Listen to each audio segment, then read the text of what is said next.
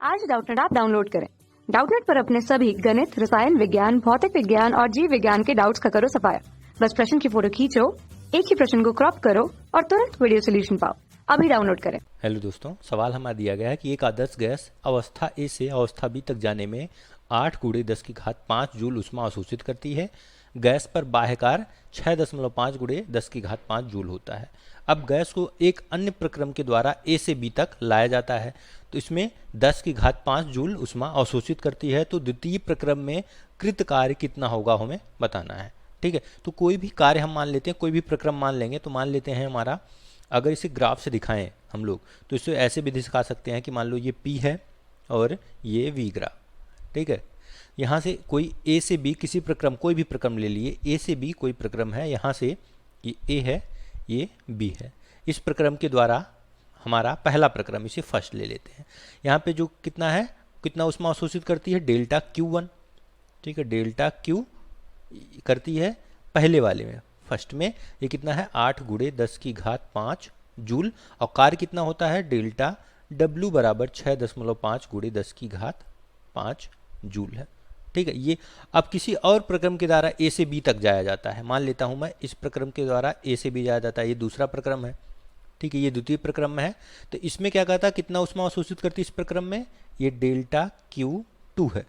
ठीक है, इसमें कितना है, 10⁵ जूल अवशोषित करती है। तो इस प्रक्रम में कितना कार्य होगा वो हमें बताना है।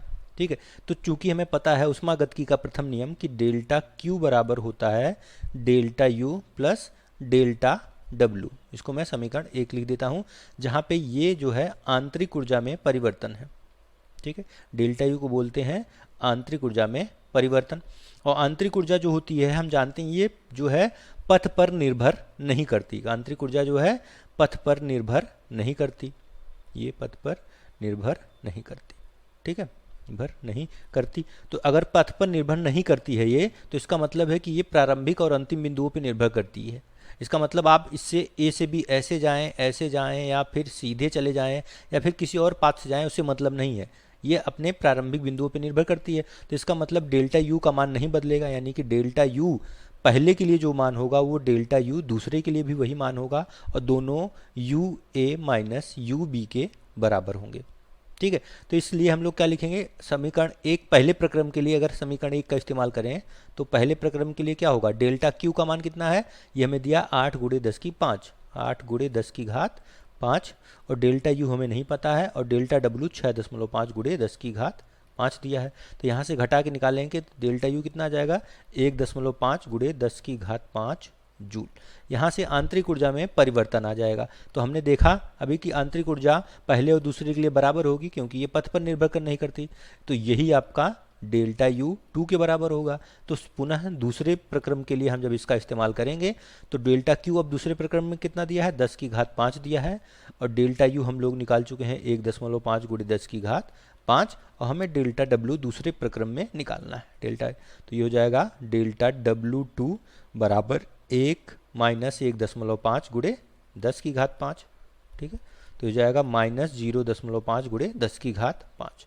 ठीक है, ये आपका फाइनल उत्तर हो जाएगा। और ऋणात्मक चिन्ह दिखा रहा है कि हमारा कार्य जो है किस पे हो रहा है, गैस पर हो रहा है। ठीक है, कार्य जो है गैस पर हो रहा है, गैस द्वारा नहीं।